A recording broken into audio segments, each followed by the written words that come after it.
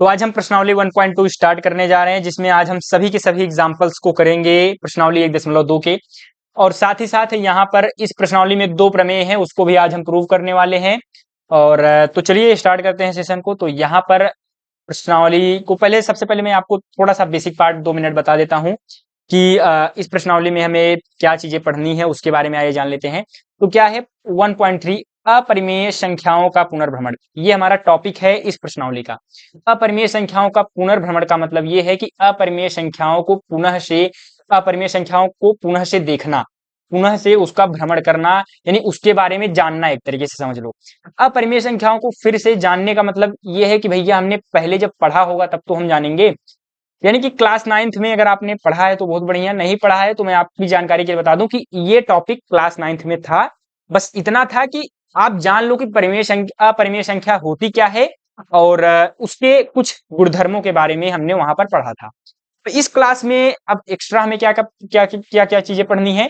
तो इस क्लास में हमें जो है उसके बारे में तो हमने पिछली क्लास में जान लिया था। अब यहाँ पर हमें क्या जानना है कि उसको हमें प्रूफ करके दिखाना है कि वो संख्या अपरिमेय संख्या है। तो आप बार बार अपरिमेय संख्या किसको कह रहे हैं भैया, ये तो जरा बता दो। तो यहाँ पर √2, √3, √5, इसको हमने पिछली क्लास में बताया था आपको, ये सभी क्या होती हैं, अपरिमेय संख्याएं होती हैं। √5, √2, √3 ये सभी क्या होती है, अपरिमेय संख्या। अपरिमेय संख्या कहते किसको हैं, यानी वे संख्याएं भैया जिसको हम P/Q के रूप में न लिख सके। ठीक, वे संख्या जिसको हम P/Q के रूप में न लिख सके उसी को हम क्या कहते हैं, अपरिमेय संख्या कहते हैं। यानी कि ये P/Q के रूप का नहीं है। ये जो यहाँ पर संख्या लिखी गई है √2, √3, √5, ये P/Q के रूप का नहीं है, अतः यह क्या है, अपरिमेय संख्या है। तो यहाँ पर जहां Q की वैल्यू क्या है, इक्वल टू नॉट 0। अब यहाँ पर कुछ एग्जांपल्स और मैं यहाँ पर आपको दे दे रहा हूं, जैसे पाई होता है, ये भी एक अपरिमेय संख्या है। क्यों अपरिमेय संख्या है, क्योंकि जब हम पाई की वैल्यू निकालते हैं तो पॉइंट में आता है, जब पॉइंट में आता है 3.14, इसके बाद ऐसे चलते चलते चलते चलते चला जाता है, यानी कि वो क्या होता है, रिपीट नहीं करता। जो संख्याएं रिपीट नहीं करती पॉइंट के बाद, नॉन रिपीटिंग होती हैं, अशांत अनावर्ती दशमलव प्रसार, यानी कभी शांत नहीं होती और रिपीट भी नहीं करती, वैसी संख्याओं को हम क्या कहते हैं, अपरिमेय संख्या कहते हैं। एग्जाम्पल के तौर पे भैया एक एग्जाम्पल लेके बता दो, ए 1.10, 1 मतलब 1.10, 100, 100, 1, उसके बाद 40, ऐसे ऐसे डॉट डॉट डॉट डॉट चलता जाएगा। एक लिख के 5 जीरो, एक लिख के 6 जीरो, यानी कि भैया ये क्या हो रहा है, रिपीट नहीं हो रहा है। पहली बार में यहाँ पर 10 आपने देखा, पहली बार में यहाँ पर 10 था, फिर 100 हो गया, 100, यानी कि रिपीट नहीं कर रहा है। ऐसी संख्याओं को हम P/Q के रूप में नहीं लिख सकते हैं, यानी कि ऐसी संख्याओं को हम यहाँ पर इक्वल टू नॉट P/Q, यानी ऐसी संख्याओं को हम P/Q के रूप में नहीं लिख सकते, अतः यह क्या है, अपरिमेय संख्या।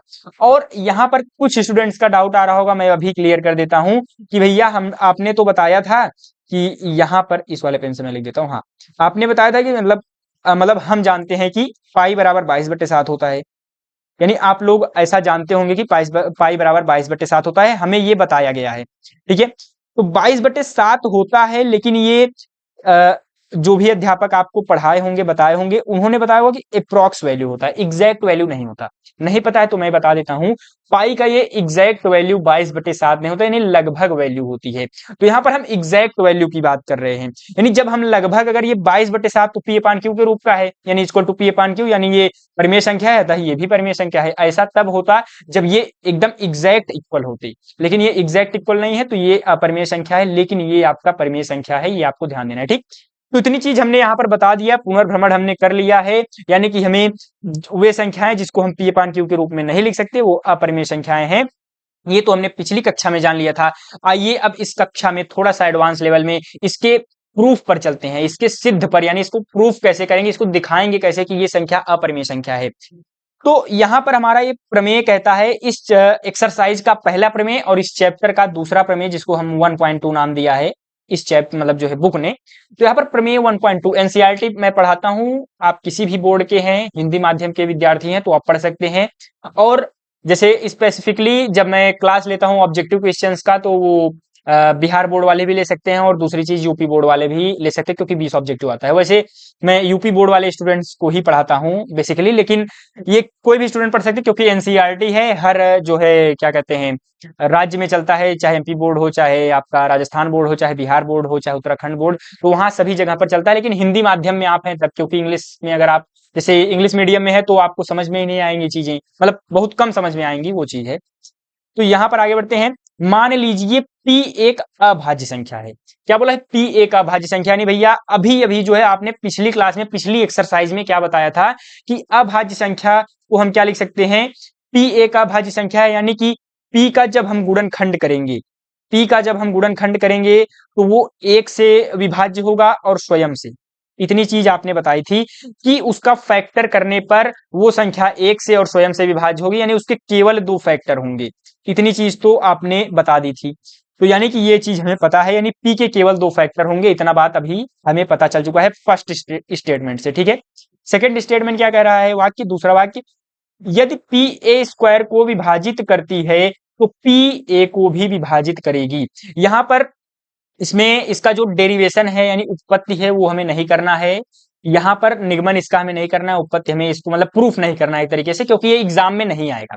लेकिन इसके बारे में हमें जानना जरूरी है, क्योंकि जो है अगर यदि हम इसको जानेंगे नहीं तो अगले जो भी एग्जाम्पल्स हम करने वाले हैं इस लेक्चर में उसको हम अच्छे तरीके से समझ नहीं पाएंगे, वो चीजें हैं। ठीक है, तो एग्जाम्पल के तौर पे मैं यहाँ पर आपको समझा देता हूँ। यहाँ पर इसका हम प्रूफ नहीं करेंगे, केवल एग्जाम्पल से आपको समझा दे रहा हूँ।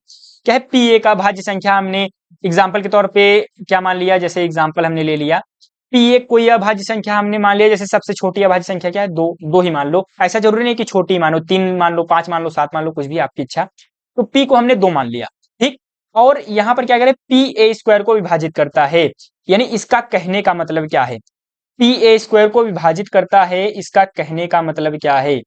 ये तो कलर ही नहीं दिखाई दे रहा, इस वाले पेन से लिख देता हूं। ठीक, यानी पी ए स्क्वायर को विभाजित करता है, इसका कहने का मतलब क्या है? यानी जब हम पी से भाग करेंगे ए स्क्वायर में तो ये जो है पूरा पूरा कट जाएगा, यानी शेषफल 0 आएगा। इसका कहने का ये मतलब है, यानी जब हम p से a स्क्वायर में भाग लगाएंगे तो शेषफल 0 आएगा, यानी ये संख्या पूरी पूरी कट जाएगी। इसको अगर हम मैथमेटिकली रूप में लिखेंगे तो कैसे लिख सकते हैं? a स्क्वायर बाई पी, यही तो चीज है, यानी p भागे a स्क्वायर बाई पी, इसको हम इस तरीके से लिख सकते हैं। ठीक, विभाजित करती है। अब यहाँ पर जब ये पूरी संख्या p a स्क्वायर को विभाजित करती है तो यहाँ पर एग्जाम्पल के तौर पे हमने p को 2 ले लिया और a को भी एग्जाम्पल ले लेते हैं। सपोज हमने मान लिया 6। ठीक, a को हमने 6 मान लिया और 2 मान लिया। इतना चीज आपको समझ में आ गया। अब उसके बाद इसको आइए मैं थोड़ा सा यहाँ पे कर देता हूँ और इसका मैं कलर चेंज कर देता हूँ, व्हाइट पेन से ही इसको हम सॉल्व करेंगे। तो यहाँ पर a स्क्वायर बाई पी हमने लिख दिया। अब a की वैल्यू 6 है, p की वैल्यू 2 है, तो यहाँ पर मैं पुट कर देता हूँ। एग्जाम्पल हमने लिया है तो 6 का स्क्वायर बटे 2, 6 का स्क्वायर 36, 2 का 2 ही रहेगा। इसको जब हम काटेंगे तो क्या आ जाएगा? इसको जब हमने काटा यहाँ पर 1 18। ठीक, तो ओवरऑल क्या आ गया? 18 आ गया। यानी कि यहाँ पर जो है जब हमने p से a स्क्वायर को विभाजित किया तो पूरा पूरा कट गया, विभाजित पूरा पूरा विभाजित हो गया, तभी यहाँ पर 18 आया। ठीक, अब यहाँ पर हम आते हैं क्या कि अब यहाँ पर अब अगला स्टेटमेंट क्या कह रहा है उसको देख लेते हैं। यहाँ पर क्या लिखा है? तो p a को भी विभाजित करेगा। इसका मतलब क्या है कि p भागे a अगर हम करते हैं तो p जो है इसका शेषफल क्या आएगा? 0 आएगा। इसका कहने का ये मतलब है, यानी ये पूरा पूरा कट जाएगा। p जो है a से मतलब a जो है p से पूरा पूरा कट जाएगा। तो इसको अगर हम मैथमेटिकली लिखते हैं तो कैसे लिखते हैं? यहाँ पर हम क्या लिखेंगे? a by P. ठीक, जैसा कि हमने a स्क्वायर बाई पी लिखा तो वैसे a बाई पी भी हम लिख सकते हैं। ठीक, इतनी बात आपको समझ में आ गई। अब यहाँ पर a की वैल्यू भैया आपने बताया 6 और p का वैल्यू हमने लिया 2। इसको हमने क्या कर दिया? काट दिया। तो यहाँ पर हमने देखा कि यहाँ पर 2 एक अन्नम 2, 2 तिहाई 6 आ गया, तो यहाँ पर 3 बटे 1 बराबर का 3। यानी कि यहाँ पर ये भी पूरा पूरा कट गया। यानी स्टेटमेंट जो यहाँ पर कहा था वो बिल्कुल सही है। ठीक, एक एग्जाम्पल हम ऐसा लेते हैं कि जो विभाजित ना करे। ठीक, जैसे हमने क्या सपोज एग्जाम्पल पे ले लिया, p बराबर 2 ले लिया, a बराबर 5।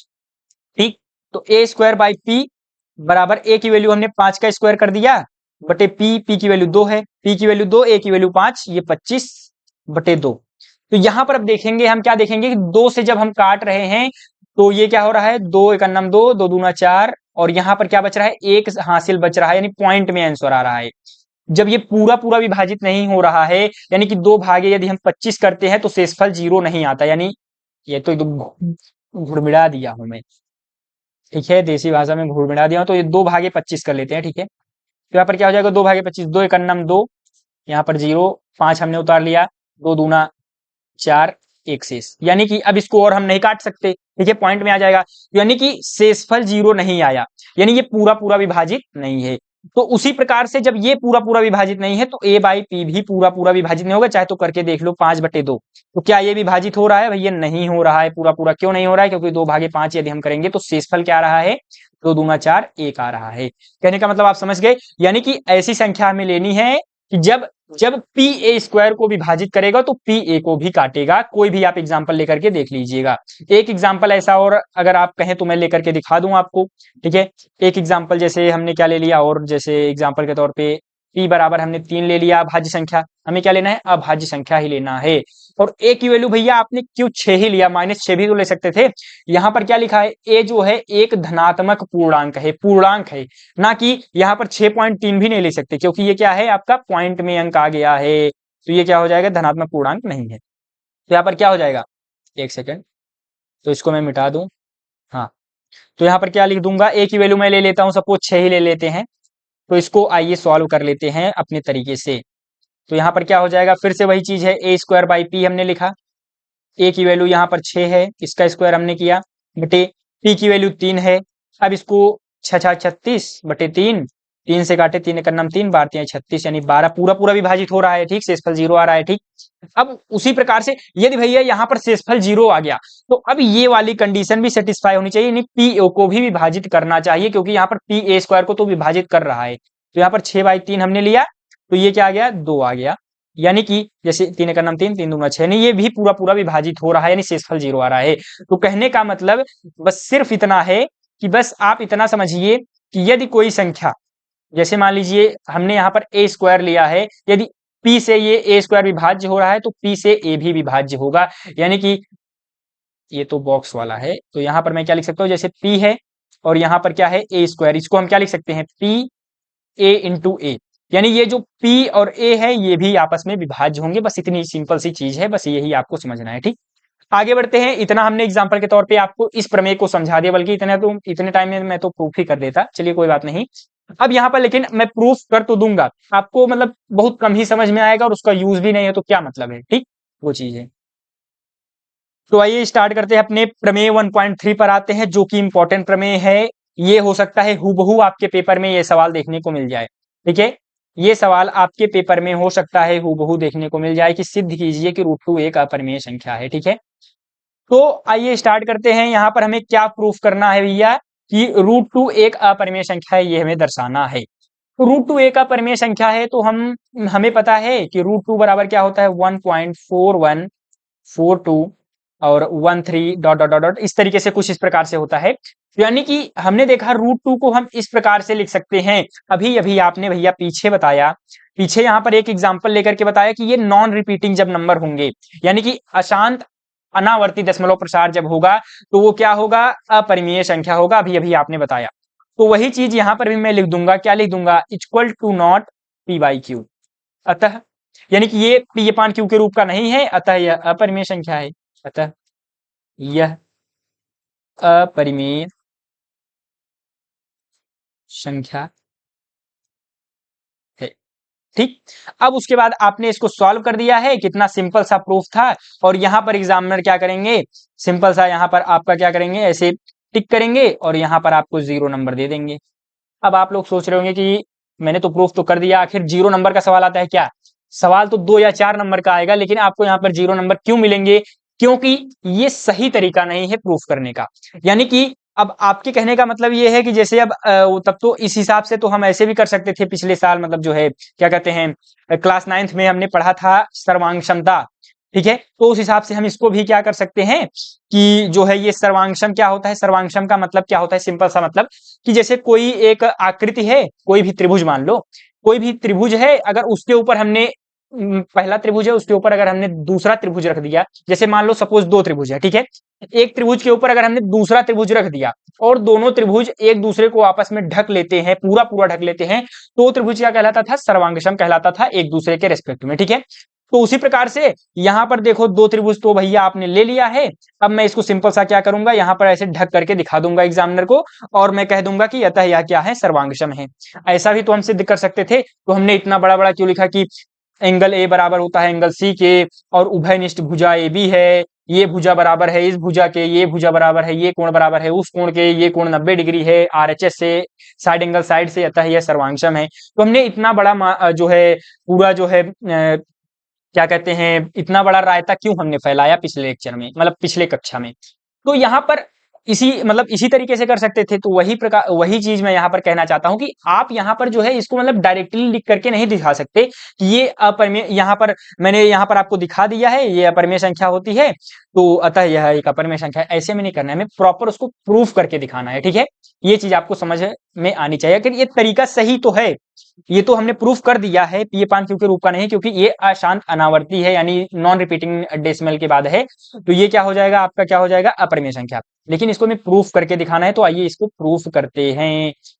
तो यहाँ पर इसको मैं रहने ही देता हूँ, क्या रहने देता हूँ आपके लिए, ताकि आपको याद रहे ये चीज, ठीक है। इसको मैं कॉपी कर लेता हूँ और यहाँ पर इसको मैं लॉक कर देता हूँ। लॉक्ड है क्या, हाँ लॉक्ड है।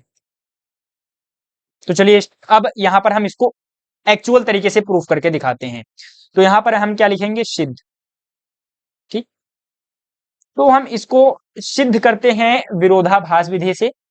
मैं इसमें बहुत ज्यादा आपको समझाने का प्रयास नहीं करूंगा, मैं सीधा एग्जांपल, जब इस सवाल को प्रॉपर जब मैं सॉल्व करूंगा, पेशेंस के साथ आप बस सुनिएगा, जो जो चीजें मैं बोल रहा हूं बस आप उसको सुनिएगा और देखिएगा। अभी आपको पेन चलाने की आवश्यकता नहीं है, लेक्चर को आप मतलब जो है क्या कहते हैं, स्क्रीन मतलब फुल स्क्रीन मोड पर ऑन कर लीजिए और अच्छे से शांति से बैठ करके बस देखिए। यहाँ पर आपको बस सुनना है और समझना है मैं क्या क्या चीजें बोल रहा हूँ। सबसे पहले हम इसको किस विधि से सॉल्व करेंगे, यानी ये तो विधि तो कैंसिल हो गई क्योंकि एग्जाम में तो नंबर नहीं मिलेंगे, तो मतलब ही क्या है। तो हम विरोधाभास विधि से सॉल्व करते हैं। घबराइएगा मत, ये नया शब्द है आपके लिए, बाद में इससे आप फ्रेंडली हो जाएंगे। विरोधाभास विधि भविष्य में यदि आप मैथमेटिक्स लेते हैं तो आपके मतलब जीवन में ये बहुत बार आएगा, ठीक, प्रूफ करने के लिए, जब आप प्रूफ करेंगे चीजों को तब। तो ये विरोधाभास विधि, इस विधि से हम इसको सॉल्व करते हैं। विरोधाभास विधि का सिंपल सा मतलब होता है कि पहले जो भी स्टेटमेंट दिया रहता है, जो भी स्टेटमेंट यानी जो भी प्रश्न में, प्रमेय में, जो भी सवाल में दिया रहेगा, उसका हम अपोजिट मानेंगे और उसको सॉल्व करेंगे। मतलब उसका अपोजिट मानेंगे और जो जो प्रॉपर्टीज होती हैं उस चीज की, उसके अनुसार हम उसको सॉल्व करेंगे और लास्ट में हम कह देंगे कि अतः यह विरोधाभास है, अतः यह एक अपरिमेय, मतलब जो भी है चीजें हम उसको प्रूफ करेंगे। तो एग्जाम्पल के तौर पे हम बताते हैं, आपको समझ में नहीं आया कोई बात नहीं, मैं यहाँ पर एग्जाम्पल आपको लिखूंगा, पहले एग्जाम्पल को आप देखिए, मतलब इस प्रूफ को देखिए पूरा प्रॉपर, तब आप समझ पाएंगे, ठीक है। क्या हम लिख सकें, सबसे पहले हम क्या लिखेंगे, विरोधाभास विधि का सिंपल सा मतलब क्या है, हम स्टेटमेंट को उल्टा मानेंगे, सीधी सी बात। तो यहाँ पर क्या लिखेंगे, माना √2, यहाँ पर क्या है, एक अपरिमेय संख्या दिया है, तो इसका उल्टा क्या हो जाएगा, अपरिमेय का उल्टा ये क्या होता है, परिमेय होता है। तो ठीक है, माना √2 एक परिमेय संख्या है, इतनी बात आपको समझ में आ गई। माना √2 एक परिमेय संख्या, ये चीज हमने लिख दिया। अब पहले स्टेटमेंट क्या था, उसी का हमने उल्टा करके लिख दिया। आखिर इस स्टेटमेंट में ऐसा क्या है जो आपने इसको इस तरीके से मतलब भैया लिख दिया है। तो यहां पर जो ये स्टेटमेंट है, यहां पर जो ये स्टेटमेंट है, इसको मैं यहां पर कर देता हूं, हाँ, यहां पर जो ये स्टेटमेंट है, इसका मतलब ये होता है परिमेय संख्या से हमें एक चीज, नई चीज क्या मिल गई कि परिमेय संख्या को हम P/Q के रूप में लिख सकते हैं। जैसे मान लीजिए कोई x संख्या है, उसको हम P/Q के रूप में लिख सकते हैं क्योंकि ये परिमेय संख्या है। तो उसी प्रकार से √2 अगर एक परिमेय संख्या है, √2 अगर एक परिमेय संख्या है, तो क्या मैं इसको a/b या फिर P/Q के रूप में लिख सकता हूं? जी हाँ, बिल्कुल, आप P/Q यानी परिमेय संख्या के रूप में लिख सकते हैं। परिमेय संख्या को a/b हमने मान लिया है। लेकिन यहां पर एक चीज हमें और एक्स्ट्रा बढ़ाना पड़ेगा। क्या बढ़ाना पड़ेगा कि ये जो परिमेय संख्या है, ये एकदम सिंपलेस्ट फॉर्म में होना चाहिए। सिंपलेस्ट फॉर्म का मतलब इसको हम और ज्यादा विभाजित ना कर सके, और ज्यादा ना काट सकें। यानी कि कहने का मतलब भैया, जैसे दो संख्या होती है, एक 3/9 होता है और एक 1/3। क्या हम 1/3 को और ज्यादा विभाजित कर सकते हैं? नहीं कर सकते। लेकिन 3/9 को हम विभाजित कर सकते हैं। यहाँ पर 3 एकम 3, 3 त्रिका 9, इसको 1/3 लिख सकते हैं। यानी कि ये सिंपलेस्ट फॉर्म हमें चाहिए, ना कि ये फॉर्म हमें नहीं चाहिए। यानी ये जो यहाँ पर 3/9 लिखा है, इसको नहीं लिखना है। 1/3 होना चाहिए, यानी कि सिंपलेस्ट फॉर्म होना चाहिए अपनी संख्या का। ठीक, तो वो चीज यहां पर हमें लिखना है। तो उसी को हम यहां पर क्या लिख सकते हैं, जहां ए और बी सह अभाज्य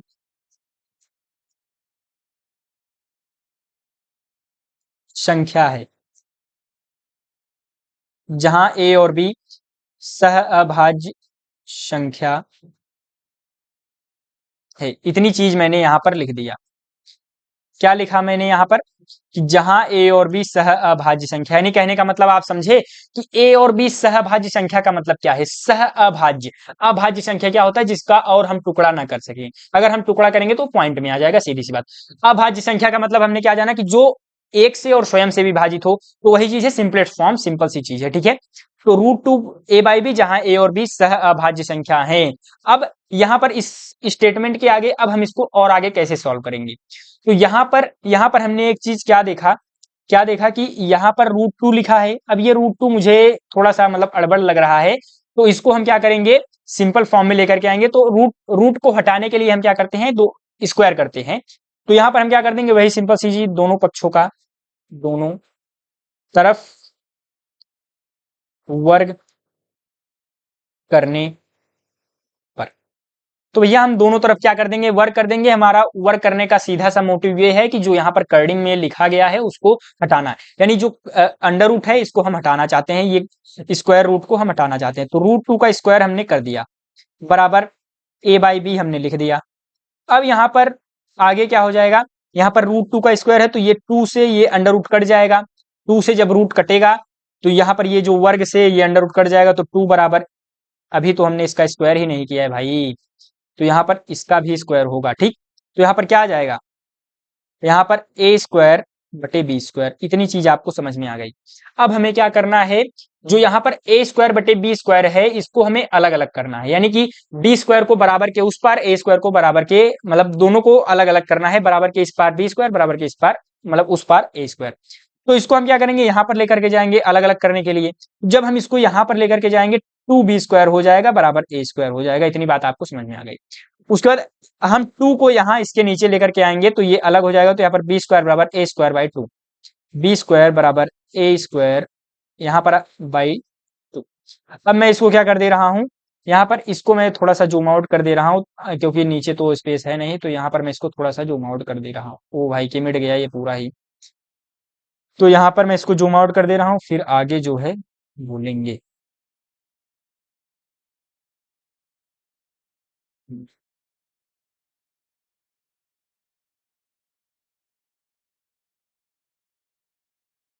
हाँ, तो यहाँ पर क्या हो गया, b² बराबर a²/2, इतनी बात आपको समझ में आ गई। यहाँ पर हमने ये लिख दिया है। ठीक, अब ये आपको समझ में आ गया। तो क्या ये चीज a²/p के रूप का है। हाँ भाई, ये तो बहुत सही आपने बात कही है, p को हमने यहाँ पर 2 रख दिया है, तो a²b मतलब a²p के रूप का है, a²/p के रूप का। तो हम यहाँ पे लिख क्या सकते हैं, तो ये चीज है, इसको मैं और थोड़ा सा जूम आउट करूंगा, क्योंकि नीचे लिखना है चीजों को, तभी आप अच्छे से समझ पाएंगे।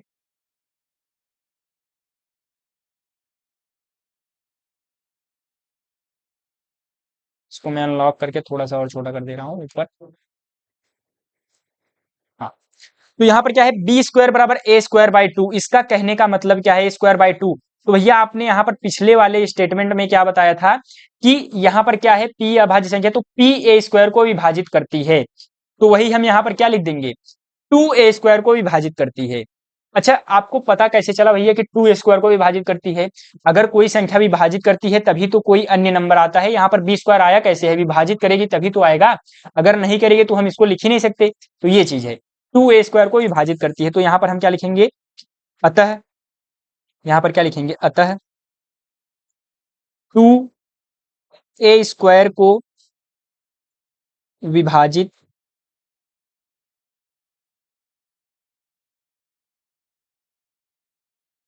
2a² को विभाजित करता है, ये हमने लिख दिया। 2a² को विभाजित करता है, इसका कहने का मतलब ये है कि 2a को भी विभाजित करेगा, जो कि हमारा प्रमेय 1.2 था, आप याद करिए। 2a² को विभाजित कर रहा है तो 2a को भी विभाजित करेगा। ये मैं इसलिए लिख रहा हूं, मतलब इसलिए हमने उसको सिद्ध किया क्योंकि यहां पर देखो उसका यूज हो रहा है। अगर ये चीज अगर मुझे पता ही नहीं होती तो हम इसको लिख ही नहीं पाते, आगे सॉल्व ही नहीं कर पाते। ये चीज है, इस नाते मैंने उसको प्रूफ कराया। 2a² को विभाजित कर रहा है तो 2a को भी विभाजित करेगा, इतनी बात तो पक्की है। तो यहां पर हमने जब इसको क्या कहते हैं विभाजित कराया, मैं यहां पर अब ऊपर लिख रहा हूं चीजों को, ठीक है। इसको मैं मिटा दे रहा हूं, आपको पता है ये विरोधाभास विधि है, इसको मैं मिटा दे रहा हूं, ठीक। इसको मैं और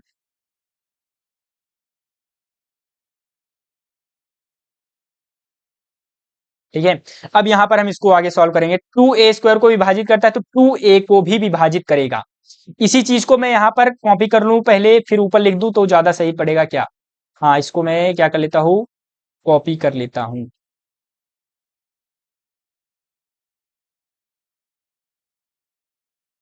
इसको मैंने क्या कर लिया, कॉपी कर लिया।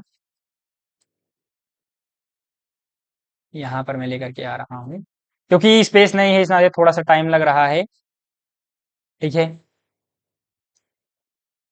हाँ, तो ये चीज आपको समझ में आ गई कि 2a² को विभाजित करता है तो 2a को भी विभाजित करेगा, जैसा कि यहाँ पर है।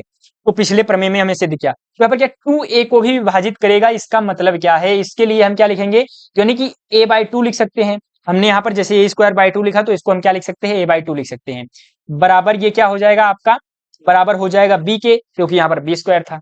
अब ये स्टेटमेंट आखिर क्यों ऐसा बी के बराबर होगा, क्या होगा तो क्यों होगा, अगर नहीं होगा तो क्यों। यानी कहने का मतलब ये है कि यहां पर बस आप इतना समझिए कि a/2 को हम b के बराबर नहीं लिख सकते। क्यों नहीं लिख सकते, आइए उसके बारे में मैं यहां पर बता दूं आपको। क्यों नहीं लिख सकते, क्योंकि क्योंकि हमने यहाँ इन एग्जांपल्स में क्या देखा, जब हमने p से a² को विभाजित किया, यानी 2 से जब हमने 6 के स्क्वायर को विभाजित किया तो यहाँ पर 18 आया, ठीक। लेकिन जब हमने 2 से 6 को विभाजित किया तो यहाँ पर 3 आया। तो क्या हम 3 का स्क्वायर करेंगे तो 18 आएगा, नहीं आएगा। क्या हम 2 का स्क्वायर करेंगे 12 आएगा, नहीं आएगा। जब 2 का स्क्वायर करेंगे तो 12 नहीं आएगा। यानी कि इसका रिलेशन इसमें किसी भी प्रकार से नहीं है। कहने का मतलब यहाँ पर जो हमने लिखा है, तो यानी कि यहाँ पर जो b² है इसको हम b नहीं लिख सकते, ठीक है, क्योंकि इसका स्क्वायर करने पर ये चीज नहीं आना चाहिए। तो इसके लिए यहाँ पर हम कोई दूसरा नंबर मानेंगे, उसको हम मान लेते हैं क्या, c मान लेते हैं, ठीक। तो मान लेते हैं हम यहाँ पर क्या लिखेंगे, माना माना a/2 बराबर c, या फिर तो करके हम लिख सकते हैं। तो चलिए ये यहाँ पर ये चीज है, तो a/2 बराबर c है, तो यहाँ पर a बराबर क्या हो जाएगा, 2c हो जाएगा। ये तो इतनी बात आपको समझ में आई। इस बार 2 को इधर हम लेकर के गए तो a बराबर 2c हो गया, ठीक। इसको हम यहाँ पर कर देते हैं क्योंकि स्पेस बचे। तो a बराबर 2c है, तो a की वैल्यू अगर हम यहाँ इसमें रख दें, ये इसको अगर हम इक्वेशन 1 मान लेते हैं और इसमें हम a बराबर 2c की वैल्यू पुट कर देते हैं, ठीक है। तो यहाँ पर हमने b² बराबर a² यानी a² में a की जगह पर हमने 2c रख दिया, उसका स्क्वायर कर दिया बाई 4। इतनी बात आपको समझ में आ गई।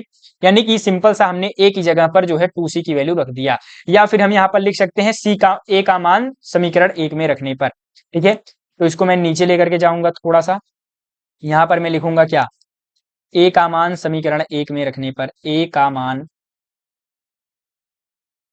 समीकरण 1 में रखने पर, तो a का मान हमने समीकरण 1 में रखा तो कुछ इस प्रकार से आया। उसके बाद हम इसको और सॉल्व करेंगे तो b, अब यहाँ पर क्या है, 2 का स्क्वायर करेंगे तो 4 हो जाएगा, c का स्क्वायर 4c² अपॉन 4, यहाँ पर क्या हो जाएगा, ये अपॉन में 2 है भाई, देखो यही तो हो जाता मिस्टेक, अभी तो यहाँ पर 2 है, ठीक। तो यहाँ पर क्या आ जाएगा, 2 आ जाएगा, यहाँ पर भी 2 आ जाएगा, ये b² हो जाएगा, ठीक। अब हम इसको 2 से 2 काटेंगे, यहाँ पर 2 से 2 कट जाएगा, तो दो एक अन्नम 2, 2 दूना 4। तो यहाँ पर b² बराबर क्या आ गया, 2c² आ गया। इतनी बात आपको समझ में आ गई। b² बराबर 2c²। अब 2 को हम यहाँ पर बटे में लेकर के जाएंगे तो क्या हो जाएगा, यहाँ पर क्या हो जाएगा, b² बाई 2 बराबर c²। इतनी बात आपको समझ में आ गई, ये चीज हमने यहाँ पर लिख दिया है। अब इसको अगले पेज पर हम लेकर के चलते हैं, क्या है, b²बाई 2 बराबर c²।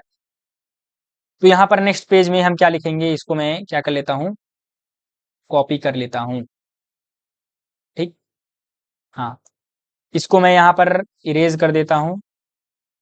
ये तो पूरा मिट गया भाई, चलो पूरा ही मिटा देते हैं, उसमें क्या है।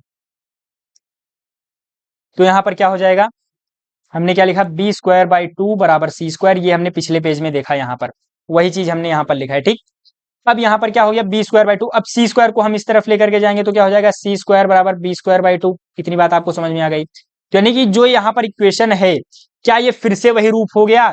अब यहाँ पर हम फिर से क्या लिख सकते हैं, क्या लिख सकते हैं, अतः दो बी स्क्वायर को विभाजित कर रहा है, दो बी स्क्वायर को विभाजित करता है, तभी हमें कोई अंक एक्स्ट्रा मिला है सी स्क्वायर।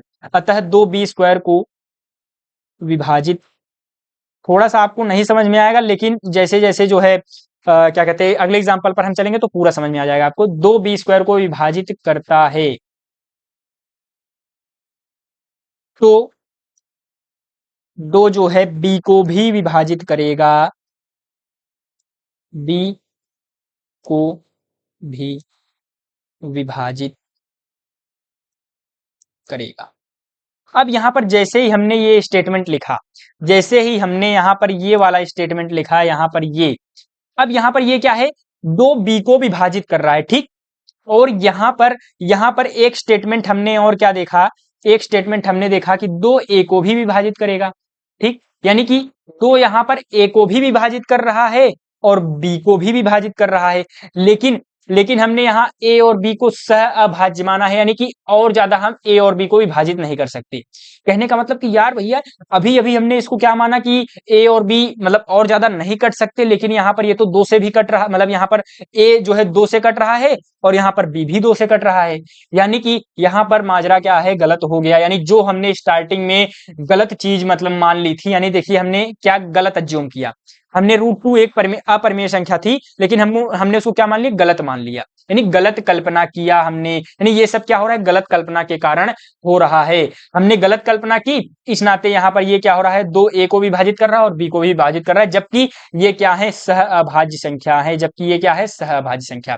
तो यहाँ पर हम क्या लिखेंगे, यहाँ पर आगे हम स्टेटमेंट में क्या लिखेंगे, अतः, या फिर हम क्या लिखेंगे, चूंकि, हम स्टेटमेंट में क्या लिखेंगे, ये वाला पेन मैं ले लेता हूं, चूंकि जो है क्या, चूंकि ए और बी, चूंकि हमने चूंकि हमने ए और बी को प्रारंभ में, यहां स्टार्टिंग में हमने ए और बी को क्या माना था, वही चीज हम लिखेंगे अब। चूंकि प्रारंभ में हमने, चूंकि हमने जो है स्टार्टिंग में या फिर शुरुआत में, या फिर चूंकि हमने ए और बी को सह अभाज्य या फिर अभाज्य संख्या माना था, सह अभाज्य माना था, परंतु परंतु ए और बी तो ए और बी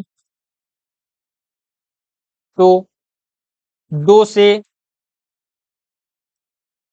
विभाजित विभाजित या फिर भाग, परंतु ए और बी तो दो से विभाजित हो रहा है या फिर भाग हो रहा है। ठीक, विभाजित हो रहा, यानी कि हमने स्टार्टिंग में क्या माना था कि ए और बी सहभाज्य हैं, लेकिन यहां पर क्या हो रहा है, ए और बी तो दो से विभाजित हो रहा है।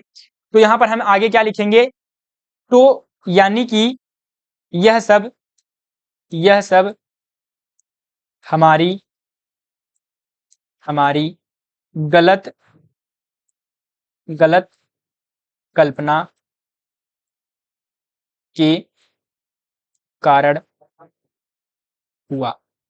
ठीक, यह सब हमारी गलत कल्पना के कारण हुआ। इसको मैं थोड़ा सा जूम आउट कर दूं तब ज्यादा सही रहेगा। यह सब हमारी की किस कल्पना के कारण हुआ, गलत कल्पना के कारण हुआ।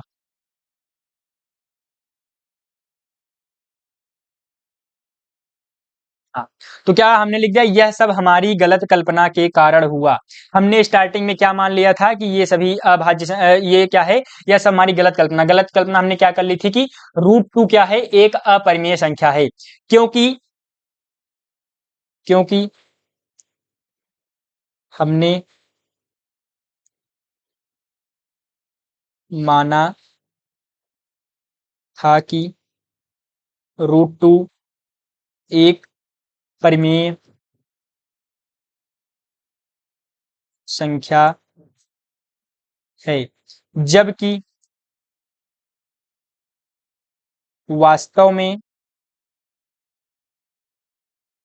√2 एक परिमेय संख्या नहीं है। ठीक, परिमेय संख्या नहीं। ठीक, हमने स्टार्टिंग में क्या माना था कि √2 एक परिमेय संख्या है, लेकिन यहाँ पर वास्तव में क्या है कि √2 एक परिमेय संख्या नहीं है। परिमेय संख्या नहीं है का मतलब क्या हो गया, अतः √2 एक अपरिमेय संख्या है, अपरिमेय संख्या है। इतनी बात आपको समझ में आ गई। यानी कि हमने क्या कहा है कि हमने स्टार्टिंग में ए और बी को सहभाज्य माना था, जबकि ए और बी तो 2 से विभाजित हो रहा है। यह सब हमारी गलत कल्पना के कारण हो। अगर हमने गलत चीजें नहीं मानी होती तो ये क्या आता है, एकदम सही आता है। यानी √2 एक अपरिमेय संख्या है। स्टेटमेंट बिल्कुल ट्रू है। यानी इस तरीके से प्रॉपर हमें सॉल्व करना है। एक बार मैं आपको अब समझाऊंगा, आपने एकदम कैलकुलेशन देख लिया है, अब इसको मैं एक बार समझाऊंगा, फिर अगले सवाल पर चलेंगे, तब आपको ज्यादा समझ में आएगा। क्योंकि अगला सवाल भी बिल्कुल वैसा ही है, √3 एक अपरिमेय संख्या है। यानी उदाहरण 5, ये मतलब हुबहू वही है, बस √3 यहाँ पर है, √2 की जगह पर 3 है, बस इतना चेंजेस है। तो यहाँ पर आइए हम इसको जो है आपको मैं बता देता हूँ क्या करना है, मतलब जो है किस प्रकार से हमने इसको सॉल्व किया। सबसे पहले हमने क्या किया, विरोधाभास विधि को अप्लाई किया, क्योंकि जो यहाँ पर ये वाला मेथड था, ये मेथड जो है क्या कहते हैं, एप्लीकेबल नहीं है, या फिर इसको हम कॉपी मतलब एग्जाम में लिखेंगे तो नंबर नहीं मिलेंगे। तो इसको हमने अप्लाई किया, इस मेथड को, विरोधाभास विधि को। तो यहाँ पर हमने सबसे पहले क्या माना √2 एक परिमेय संख्या है। सबसे पहले हमने विरोधाभास यानी स्टेटमेंट को ही गलत मान लिया। √2 को हमने अपरिमेय था, परिमेय मान लिया। उसके बाद हमने इसको परिमेय संख्या है तो a/b के रूप में लिख सकते हैं, p/q के रूप में लिख सकते हैं, लेकिन ये सिंपलेस्ट फॉर्म में होना चाहिए। इसको और ज्यादा हम विभाजित नहीं कर सकते, यानी सह अभाज्य हमें मानना है। ठीक है, उसके बाद दोनों तरफ हमने क्या कर दिया, वर्ग कर दिया, क्योंकि इसको हमें थोड़ा सा सिंपल करना था, क्योंकि हम सिंपल ही करते आ रहे हैं स्टार्टिंग से ही चीजों को। तो वही चीज हमने इसको और सिंपल कर दिया। जब हमने इसको और सिंपल बनाया अपने सहूलियत के लिए, तो दोनों पक्षों का वर्ग कर दिया, तभी स्क्वायर हटेगा। तो वर्ग किया, यहाँ पर इसका वर्ग किया तो स्क्वायर हट गया। अब यहाँ पर जैसा कि मैंने कहा कि b² और a² को अलग अलग कर लो, तो यहाँ पर हमने अलग अलग किया। इस 2 को हमने बटे में भेज दिया, क्योंकि ये वाला जो क्या कहते हैं रूप है इसका, a²/2, ये वाला रूप हमने कहीं पर देखा है। इस चेहरे को हमने कहीं पर देखा है, यानी इस वाले प्रमेय में हमने यहाँ पर देखा है। इस चेहरे को हमने पहले कहीं देख लिया है, तो इसलिए हमने उसको इस रूप का बना दिया। ठीक, बना दिया। तो यहाँ पर a²/2 यानी कि 2a² को विभाजित करता है, तभी तो यहाँ पर b² आया है। अगर 2a² को विभाजित नहीं करता तो b² आता ही नहीं। तो जब b² आ रहा है यानी 2a² को विभाजित करता है, ये स्टेटमेंट सही है। 2a को भी विभाजित करेगा, जैसा कि हमने पिछले प्रमेय से देखा। तो वही चीज हमने लिख दिया। जब 2a को विभाजित करेगा तो यहाँ पर b² की जगह पर यहाँ पर b नहीं आएगा, क्योंकि इनका आपस में किसी भी प्रकार का कोई भी रिलेशन नहीं है। ठीक है, तो वहां पर हमने देखा तो 18 और 2 आ रहा था, तो यानी कि कहीं ना कहीं वो दोनों चीजें अलग थी, क्योंकि स्क्वायर करने पर नहीं आ रहा था। यानी कि हम a/2 को c मान लेंगे, b नहीं मानेंगे, क्योंकि b² के बराबर नहीं आएगा। तो यहाँ पर हमने c मान लिया। a बराबर 2c हो गया। इसकी वैल्यू हमने यहाँ पर पुट कर दी, कहां पर, समीकरण 1 हमने मान लिया, 1 में पुट कर दिया। यहाँ पर हमने पुट किया वैल्यू, यहाँ पर कैलकुलेशन किया, तो यहाँ पर b² बराबर 2c आया। फिर से हम इसको इसी रूप का बनाएंगे। क्यों बनाएंगे, क्योंकि हमें पता है ये वाला हम इस रूप को हमने पहले देख लिया है, इस चेहरे को हमने पहले देखा है, तो उस रूप से बनाएंगे, तभी हम ये वाला प्रमेय अप्लाई करेंगे। यहाँ पर क्या हो जाएगा, 2b² को विभाजित करता है तो 2b को भी विभाजित करेगा। यहाँ पर क्यों विभाजित कर रहा है, तभी तो हमें c² मिल रहा है भाई, वही चीज है। ठीक, तो यहाँ पर क्या हो गया, इस तरीके से आ गया। चूंकि हमने a और b को सहभाज्य माना था, यानी 2b को विभाजित करेगा। यहाँ पर 2 जो है a को भी विभाजित कर रहा है और b को भी विभाजित कर रहा है। इसका मतलब क्या है, इसका मतलब ये है कि हमने इसको जब सह अभाज्य माना था, तो वहीं पर ये कॉन्ट्राडिक्ट कर रहा है, विरोधाभास कर रहा है। a और b तो 2 से भी विभाजित हो रहा है। अतः यह सब हमारी गलत कल्पना के कारण हुआ। क्यों, क्योंकि हमने माना था कि, यहाँ पर हम क्या लिख सकते हैं, क्योंकि हमने माना था कि √2 एक मतलब √2 एक परिमेय संख्या है। स्टार्टिंग में हमने क्या मान लिया था, परिमेय संख्या, जबकि वास्तव में √2 क्या है, परिमेय संख्या नहीं है। अतः √2 एक अपरिमेय संख्या, ऐसे हमें प्रूफ करना है। अब इस तीसरे सवाल को भी उसी तरीके से हमें सॉल्व करना है, मतलब उदाहरण 5 को और कर्डिम 3 को भी उसी तरीके से हमें सॉल्व करना है। तो आइए सॉल्व करते हैं, इसको आपको समझ में आएगा। यानी हम क्या करेंगे, सबसे पहले विरोधाभास विधि से इसको अपोजिट मान लेंगे। तो हम यहाँ पर क्या लिखेंगे, सिद्ध। या फिर हल भी लिख सकते हैं, ऐसा कुछ नहीं है, सोल्यूशन। तो √2 को हमने क्या मान लिया, माना √3 एक क्या मान लिया हमने, परिमेय संख्या है, परिमेय संख्या है, ये हमने मान लिया। माना √2 एक परिमेय संख्या, √3 एक परिमेय संख्या है। अब इसको हम, ये जब ये परिमेय संख्या है तो यहां पर क्या होगा, अब आपको चीजें समझ में आएंगी। आपने पेशेंस के साथ सुना, बहुत बढ़िया है, क्योंकि ये आपके जीवन पर्यंत मतलब जो है याद रहेंगी चीजें। और दूसरी चीज, यहाँ पर आपको एग्जाम में कोई भी प्रॉब्लम नहीं आएगा, ये कहने का मतलब है। तो √3 क्या है, परिमेय संख्या है, तो इसको हम a/b के रूप में लिख सकते हैं। ठीक जी हाँ, बिल्कुल। लेकिन भैया यहाँ पर आपने a/b के रूप में लिखा तो है, लेकिन यहाँ पर कॉर्नर में एक चीज और लिखना पड़ेगा, जहां ए और बी सह अभाज्य, सह अभाज्य संख्या है, संख्या है। ठीक, इतना चीज हमने यहां पर लिख दिया है। ठीक है, यहां पर हमने क्या लिखा है, जहां ए और बी क्या है, सह अभाज्य संख्या है। इसको आप आगे भी लिख सकते हैं, एग्जाम में ऐसे ही लिखेगा आगे।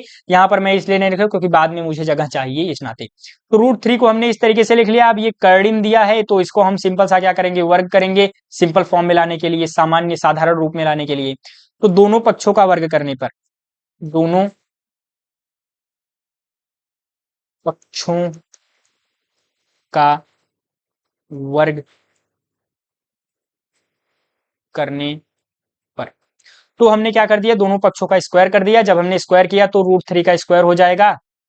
तो यहां पर क्या हो जाएगा, कर्णिम 3 का वर्ग बराबर a/b का वर्ग। इसको हमने सॉल्व किया तो ये कट जाएगा, तो 3 आ जाएगा, बराबर a²/b²। अब हम क्या करेंगे, ए और बी को अलग अलग करेंगे। तो इसको हमने इधर लिया और यहाँ पर क्या आ गया, फिर 3b² बराबर a²। बहुत बढ़िया। b² मतलब 3 को हम इधर लेकर के जाएंगे तो क्या हो जाएगा, b² बराबर a²/3। हमने ऐसा क्यों किया, क्योंकि हमने इस वाले चेहरे को देखा है, यानी a²/p के रूप का हमने पहले पढ़ा है, जो है क्या कहते हैं थ्योरम में। तो इस नाते हमने ऐसा किया। तो यानी अब यहां पर मैं क्या लिख सकता हूं, इसके नीचे हमें लिखना है पेपर में। अब इसी चीज को हम यहाँ पर क्या लिखेंगे कि जो है 3a² को विभाजित कर रहा है, क्यों कर रहा है, तभी तो यहाँ पर b² आ रहा है, कोई वैल्यू आ रही है, यानी कि विभाजित करेगा तभी तो कोई वैल्यू निकल करके आएगी। जैसे यहाँ पर 6/3 है, तो 3 से जब हम विभाजित करेंगे तभी तो यहाँ पर 2 आएगा। अगर जैसे 5/3 है तो हम इसको विभाजित नहीं कर सकते, पॉइंट में कोई नंबर आएगा, यानी ये इक्वल टू नहीं हो पाएगा, किसी पूर्णांक के इक्वल नहीं आएगा। तो अतः यहाँ पर ये क्या है, b² के बराबर है, तो यानी 3a² को विभाजित कर रहा है। ये चीज है, नहीं समझ पाए होंगे कोई बात नहीं, बस यहाँ पर सिंपल सा आपको लिखना है 3a² को, अतः जो है 3a² को विभाजित करता, हमने क्या लिख दिया, अतः 3a² को विभाजित करता है, तो 3a को भी विभाजित करेगा, a को भी विभाजित करेगा। ये हमने प्रमेय से सिद्ध किया था, प्रमेय में ही मतलब देखा था एग्जाम्पल के तौर पे। तो यहाँ पर इसका कहने का मतलब ये है कि जब 3a को विभाजित कर रहा है, यानी कि हम इसको a/3 के रूप में लिख सकते हैं। और यहाँ पर b के इक्वल नहीं आएगा, क्योंकि ये कोई दूसरा नंबर आता है जिसको हमने c एज्यूम कर लिया। ठीक, तो यहाँ पर इस तरीके से हमने इसको मान लिया है। अब अब यहाँ पर इसको मैं डिलीट कर दे रहा हूँ।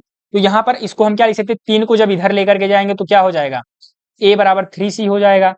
अब हम इस ए के मान को इसमें पुट कर देते हैं, समीकरण 1 हमने इसको मान लिया। तो ए के मान को जब हम इसमें पुट करेंगे तो क्या हो जाएगा, तो जब हम ए के मान को यहां पर रखेंगे तो b² बराबर क्या हो जाएगा, 3c का होल स्क्वायर बाई 3। तो यहाँ पर क्या हो जाएगा, b² बराबर हो जाएगा 3 त्रिक का 9c²/3 हो जाएगा। इतनी बात आपको समझ में आ गई। उसके बाद यहाँ पर ये 3 का नम 3, 3 त्रिक का 9, यानी कि b² बराबर 3c² हो जाएगा। क्या मैं इसको ऐसे लिख सकता हूँ, जी हाँ बिल्कुल। अब इसको हम फिर से उसी रूप में लेकर के आएंगे, किस रूप में, जैसा कि हमने पिछले प्रमेय में देखा था। तो इसको हम क्या लिख सकते हैं, b²/3 बराबर c²। इस रूप में हमने इसको लेकर के आ गए हम। तो अब अगले पेज पर चलते हैं, यहां पर हम क्या लेकर के आ गए, b²/3 बराबर c²। तो यहां पर मैं इसको क्या कर लेता हूं, कॉपी।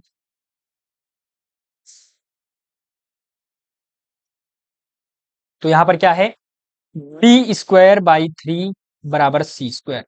ठीक, ये चीज हमें मतलब यहां तक हम पहुंच चुके हैं। अब यहां पर 3b² को विभाजित कर रहा है, यहां पर अब हम आगे क्या लिखेंगे, अतः 3b² को विभाजित कर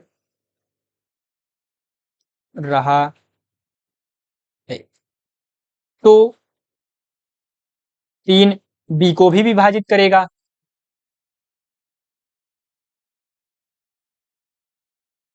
विभाजित करेगा, इतनी बात मैंने लिख दी। यानी कि 3b² को विभाजित कर रहा है तो 3b को भी विभाजित करेगा। अब यहाँ पर चीजें क्या हो रही हैं, गड़बड़ हो रही हैं। क्यों गड़बड़ हो रही हैं कि 3b को भी विभाजित करेगा और यहाँ पर मतलब जो है 3b को भी विभाजित कर रहा है, a को भी विभाजित कर रहा है। यानी कहने का मतलब ये है स्टार्टिंग में हमने सह अभाज्य माना था कि यानी a और b को तो हम और ज्यादा विभाजित ही नहीं कर सकते थे, जबकि यहाँ पर ये 3 से विभाज्य हो रही हैं दोनों संख्याएं, a भी विभाज्य हो रहा है और b भी। तो ये सब क्यों हो रहा है, ये सब हमारी गलत कल्पना के कारण हो रहा है। तो यही हम यहाँ पर लिखेंगे चूंकि। तो यहाँ पर मैं वही चीज कॉमन कर लूं, क्या है मतलब जो है कॉपी कर लेता हूँ, यहीं पर सीधा मैं लिख दूंगा, ठीक है, नहीं तो बार बार लिखूंगा तो टाइम जाएगा। तो इसको मैं क्या कर लेता हूँ,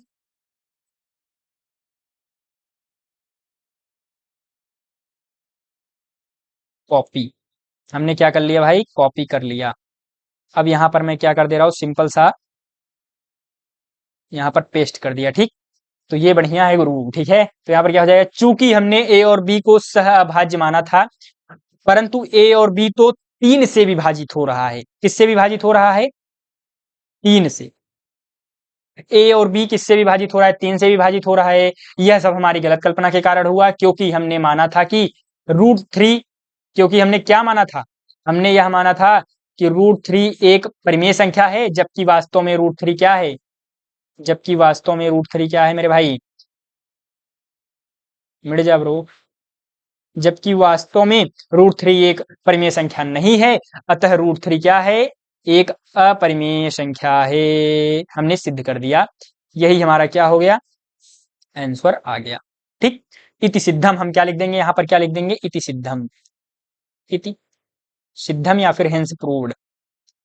इस तरीके से हमने प्रूफ कर दिया इस सवाल को भी। अब आइए अगले एग्जांपल पर आते हैं। अगला एग्जांपल थोड़ा सा डिफरेंट है। ये भैया ये क्या मतलब जो है, इसमें तो माइनस वाला भी आ गया, क्या ये और ज्यादा टफ होगा, नहीं, ये उन सभी से आसान है। क्यों आसान है, क्योंकि यहाँ पर अब हमें पता चल चुका है कि √3 एक अपरिमेय संख्या है। अब हम जान चुके हैं √3 √2 √5 ये सभी अपरिमेय है। तो यहाँ पर हम सीधा इसका जो है इस्तेमाल कर लेंगे। वैसे तो हम पूरा स्क्वायर करके भी सॉल्व कर सकते हैं, लेकिन स्क्वायर करके सॉल्व करेंगे तो चीजें जो है और ज्यादा लंबी खिंच जाएंगी, जिससे हमें प्रॉब्लम होगा, जो है बहुत लंबा जो है चला जाएगा, जबकि हमें 2 ही नंबर चाहिए। तो कैसे सॉल्व करना है उसको देखते हैं, सीधी सी बात। पूरा ही मिट गया ये तो, चलो ठीक है कोई बात नहीं, ऐसे सीधा लगाते हैं। तो यहाँ पर हम क्या लिखेंगे, सिद्ध।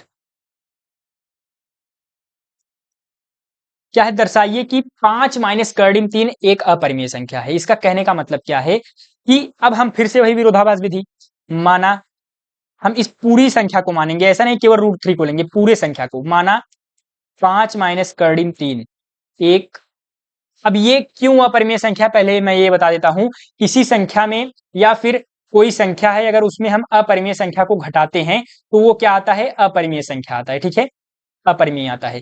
किसी संख्या में अपरिमेय संख्या को जोड़ते हैं तो वो अपरिमेय संख्या आता है, लेकिन सदैव नहीं आएगा, सदैव नहीं आएगा, ये आपको ध्यान देना है।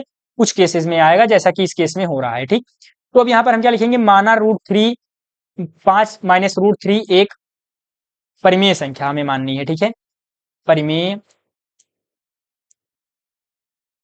परिमेय संख्या है। बहुत बढ़िया, इसको हमने मान लिया परिमेय संख्या है। तो फिर से वही चीज हम इसको a/b के रूप में लिख सकते हैं, p/q के रूप में लिख सकते हैं। 5 माइनस √3 बराबर हमने इसको a/b मान लिया है, फिर p/q ही मान लो। चलो इस बार p/q मान लेते हैं आपकी सहूलियत के लिए, कि ऐसा नहीं है जहां p और q सह अभाज्य संख्या ये चीज हमने लिख दिया, जहां पी और क्यू क्या है, सहअभाज्य संख्या है। अब उसके बाद यहां पर सहअभाज्य संख्या हमने कर दिया। अब अगले स्टेप में हम क्या करते थे कि इसको हमें भैया सिंपल फॉर्म में लाना है, तो इसको हम क्या कर देंगे, स्क्वायर कर देंगे। क्या कर देंगे, स्क्वायर कर देंगे। तो आइए स्क्वायर कर देते हैं। तो दोनों तरफ वर्ग, लेकिन यहां पर अब हम क्या कर देंगे, इस दोनों तरफ इसको स्क्वायर कर देंगे। तो यहां पर जब हम दोनों तरफ स्क्वायर करेंगे तो ये क्या हो जाएगा, प्रॉब्लम में आ जाएगा। क्यों, क्योंकि फिर से √3 आ जाएगा। तो इसको हम क्या करेंगे, थोड़ा सा स्मार्ट तरीका अप्लाई करेंगे। क्या करेंगे कि इस √3 को हम अकेला छोड़ देते हैं। क्यों, अगर जब हम √3 को अकेला छोड़ेंगे तो √3 हमें सिद्ध करने में आसानी होगी। ठीक है, तो इसी नाते यहां पर हमने √3 को क्या कर दिया, यहां पर लिख दिया। √3 बराबर क्या लिख दिया, या फिर हम क्या लिख सकते हैं, -√3 बचेगा। ठीक, अब यहां पर एक सेकेंड, मैं इसको क्या कर दूं, सीधा सा इस p बाई क्यू को मैं इधर लेकर के आ जाऊंगा और इस √3 को इधर लेकर के चला जाऊंगा। यानी इसको मैं यहां पर लेकर के आ रहा हूं और इसको यहां पर लेकर जा रहा हूं। तो यहां पर क्या हो जाएगा, 5 माइनस पी बाई क्यू बराबर कर्डिंग 3। ये समझ में आया कि नहीं, ये स्टेप इसको मैं सिंपल करूंगा, ताकि अब यहां पर देखो ये आसानी से स्क्वायर हो जाएगा अगर करना भी होगा तो, लेकिन हमें स्क्वायर करना ही नहीं है, ये वैसे ही सॉल्व हो जाएगा। तो अब इसको हम एलसीएम लेंगे, यहां पर क्या आ जाएगा, अब इसको पलट दो तो क्या हो जाएगा, √3 बराबर क्या हो जाएगा, ये इसका एलसीएम लेंगे तो क्या हो जाएगा, 5q minus P upon Q. ये चीज समझ में आया आपको, इसको एलसीएम लिया हमने तो ये 5q minus P total upon Q, ये √3 बचा। ठीक, अब यहाँ पर हमें क्या देखने को मिल रहा है, हमने अभी अभी कुछ ही देर पहले प्रूफ किया कि कर्डिम 3 एक अपरिमेय संख्या होती है। लेकिन अपरिमेय संख्या का मतलब क्या होता है, उसको हम p बाई क्यू के रूप में नहीं लिख सकते। लेकिन यहाँ पर क्या चीजें हो रही है, इसको हमने p बाई क्यू के रूप में लिख दिया है। यानी कि ये सब हमारी किस कारण हो रहा है, गलत कल्पना के कारण हो रहा है। हमने इसको अपरिमेय की जगह पर परिमेय मान लिया। तो हम यहाँ पर क्या लिखेंगे, हम जानते हैं कि इसको मैं थोड़ा सा छोटा कर ले रहा हूं, स्क्वायर करने की यहाँ पर जरूरत ही नहीं है। क्यों नहीं है, क्योंकि हमें पहले से ही पता है कि √3 एक अपरिमेय संख्या है। ठीक है, तो यहाँ पर हम उसी चीज का इस्तेमाल करेंगे, फायदा उठाएंगे उसी चीज का। तो इसको ऐसे रहने देते हैं। तो यहाँ पर हम क्या लिखेंगे, चूंकि हम जानते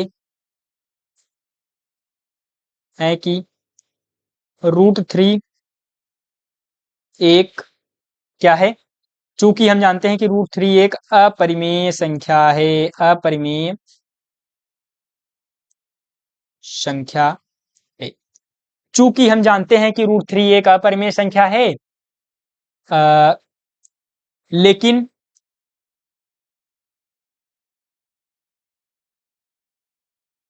लिखा हूं मैं तो,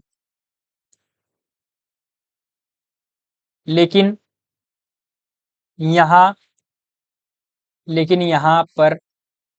यहाँ पर हमने √3 को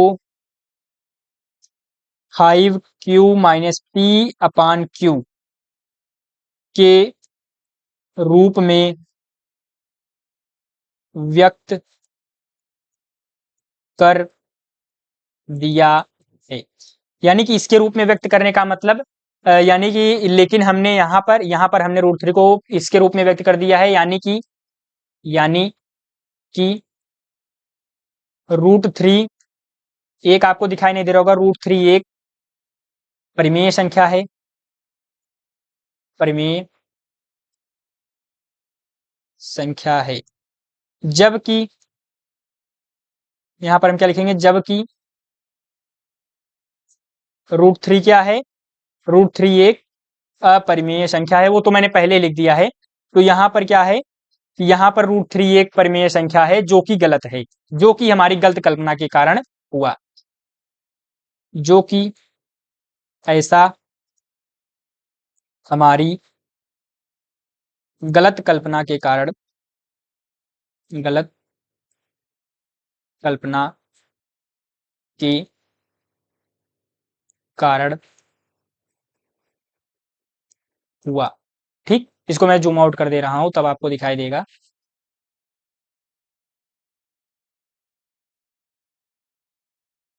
जो कि हमारी गलत कल्पना के कारण हुआ। हो जा भाई, नहीं हुआ यार इस बार तो, एक सेकंड में कर ले रहा हूँ, एक सेकंड।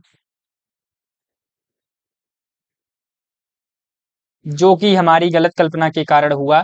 अब यहाँ पर हम क्या लिख देंगे, अतः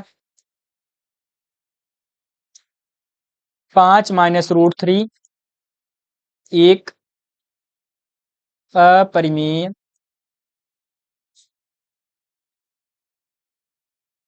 संख्या है। इस तरीके से हमने पूरा का पूरा इसे प्रूफ कर दिया। कहने का मतलब आप समझ गए कि इसमें क्या करना है, स्क्वायर नहीं करना है। अगर आप स्क्वायर करेंगे तो फिर से वही लंबा प्रोसेस करना पड़ेगा, जिसका कोई मतलब नहीं है। क्यों मतलब नहीं है? क्योंकि हमें पहले से ही पता है कि रूट 3 एक अपरिमेय संख्या है। जैसे हम जानते हैं कि रूट 3 एक अपरिमेय संख्या है, लेकिन यहाँ पर हमने जो है रूट 3 को इस रूप में व्यक्त कर दिया जो कि एक परिमेय संख्या है। यह सब हमारी गलत कल्पना के कारण हुआ, अतः 5 माइनस का ऋण 3 एक क्या है, अपरिमेय संख्या है। ठीक, इस प्रकार से हमने इसको सिद्ध कर दिया। तो अब आइए सातवें उदाहरण पर चलते हैं। इस सातवां उदाहरण भी उसी प्रकार से होगा।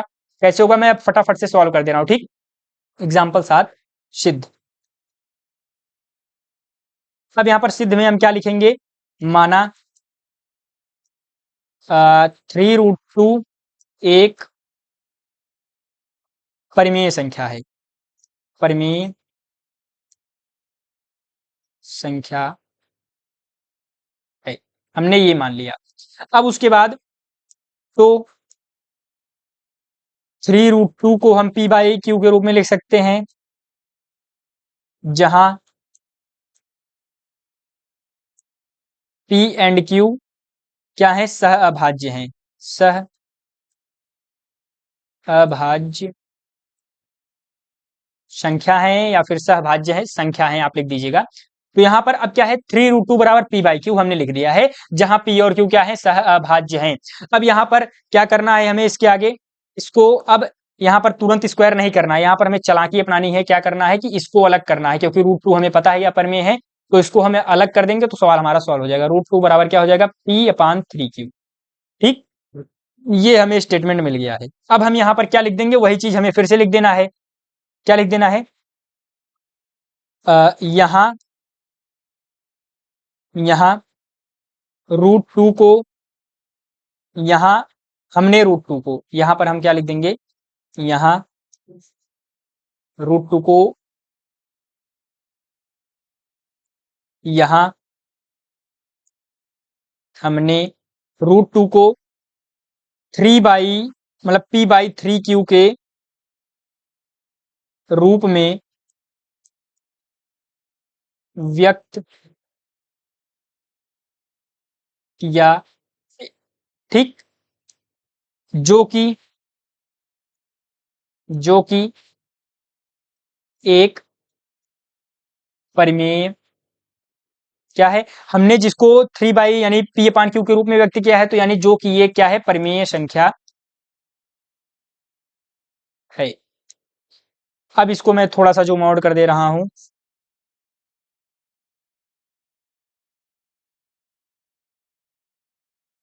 आप क्यों जूम आउट हो रहे हो भाई, आप यहीं पर रहो। तो यहाँ पर हमने √2 को इसके रूप में व्यक्त किया है, जो कि ये क्या है, परिमेय संख्या है।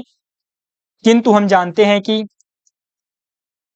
किंतु हम जानते हैं कि, देखो यहाँ पर मैंने क्या किया है, पहले ही वो चीज लिख दिया है। हम जानते हैं कि √3 एक अपरिमेय संख्या है, इसको मैंने पहले कर दिया है। यहाँ पर हमने बाद में किया है, नहीं इस स्टेटमेंट को बाद में लिखा है, सबसे पहले यही लिख दिया मैंने। उस वैसे भी कर सकते हैं, ऐसे भी कर सकते हैं, कोई ऐसा नहीं है कि अब वाक्य उल्टा हो गया है तो नंबर ही नहीं मिलेगा, ऐसा नहीं है। मैं दोनों तरीके से आपको करके बता रहा हूँ। ठीक, ये अच्छा है, ये मतलब सही तरीके से, उसको उसको तो मैंने पहले ही लिख दिया था, इस नाते मैंने गलत नहीं काटा। यहाँ हमने √3 को इस रूप में व्यक्त किया है, जो कि एक परिमेय संख्या है, किंतु हम जानते हैं कि √2 एक अपरिमेय संख्या है, अपरिमेय संख्या है। यह सब यह सब हमारी गलत कल्पना के कारण हुआ, हमारी गलत कल्पना के कारण हुआ। अतः यहाँ पर हम क्या लिख देंगे, अतः आपका ये पूरा स्टेटमेंट क्या है, अपरिमेय संख्या है, यानी 3√2 एक अपरिमेय संख्या है, अपरिमेय संख्या, यानी कहने का मतलब ये है कि भैया जैसे हमने जो है पिछली क्लास में ही क्या पिछली कक्षा में ही पढ़ा था, क्या पढ़ा था क्लास 9th में ही, कि कोई संख्या है अगर उसमें कोई अपरिमेय संख्या है, अगर मैं उसमें किसी अन्य संख्या पूर्णांक का मल्टीप्लाई करता हूं तो वो भी क्या होता है, अपरिमेय ही होता है। कोई अपरिमेय संख्या में किसी अन्य संख्या का मल्टीप्लाई करते हैं, गुणा करते हैं, तो वो अपरिमेय संख्या ही प्राप्त होती है, जैसा कि यहाँ पर आप देख सकते हैं। ठीक है, ये समझाने के लिए था, बाकी इस तरीके से हम प्रॉपर लिख देंगे। यानी कि देखो ये मतलब अगर मल्टीप्लाई करके आ गया और यहाँ पर ये इस तरीके से कोई स्टेटमेंट आ गया तो आसानी से मतलब बहुत जल्दी कर सकते हैं हम लोग सॉल्व, लेकिन जब इंडिविजुअली आएगा तो हमें प्रॉपर करना पड़ेगा। जैसे √3 केवल आया है, भैया यहाँ पर भी तो 1 से मल्टीप्लाई है, उसी तरीके से कर सकते हैं। तो वैसे मत करिएगा, मैं कहूंगा कि इस तरीके से आप प्रॉपर सॉल्व करिएगा तो ज्यादा से बेटर पड़ेगा। और यहाँ पर इस वाले को भी हम जो है ये जो मल्टीप्लाई में है ना, इसको भी हम उसी तरीके से कर सकते हैं स्क्वायर करके। यहाँ पर भी हम स्क्वायर करेंगे तो लंबा तो जाएगा, जैसे पेज भरना चाहते हैं, लेकिन ये तरीका सुटेबल है क्योंकि हमें पता है √2 एक अपरिमेय संख्या, तो अतः एक अपरिमेय संख्या। तो अगले सवाल पर आते हैं। सवाल ही खत्म हो गया, अब 1.2 प्रश्नावली एक्सरसाइज बचा है, केवल 3 सवाल हैं। मैं चाहूंगा कि पहले जितने मैंने एग्जाम्पल्स कराए हैं आप फिर से दोबारा से उसको करें, खुद से फटाफट से सॉल्व करके देख लें। उसके बाद इन एक्सरसाइज को आप खुद से अगर प्रयास करेंगे तो आसानी से बन जाएंगे, एक्सरसाइज का एक भी सवाल आपसे नहीं छूटेगा। बाकी नेक्स्ट वीडियो में मैं इन तीनों सवालों को कवर करा दूंगा। यहाँ पर थोड़ा सा समय पहले सवाल में लगा, लेकिन आई होप कि आपको अच्छे से चीजें समझ में आई होंगी। अब नेक्स्ट लेक्चर में मैं इसको सॉल्व करा दूंगा, और बस यही चीजें आपको बतानी थी। अगर आप शतक बैच में जुड़ना चाहते हैं तो आप जुड़ सकते हैं। तो यहाँ पर अब इसी के साथ चलते हैं मेरे मित्रों, फिर मिलेंगे नेक्स्ट लेक्चर में। ये व्हाट्सएप नंबर है, यहाँ पर आप जुड़ सकते हैं। ठीक है, इसी के साथ चलते हैं मेरे मित्रों, धन्यवाद, राधा स्वामी।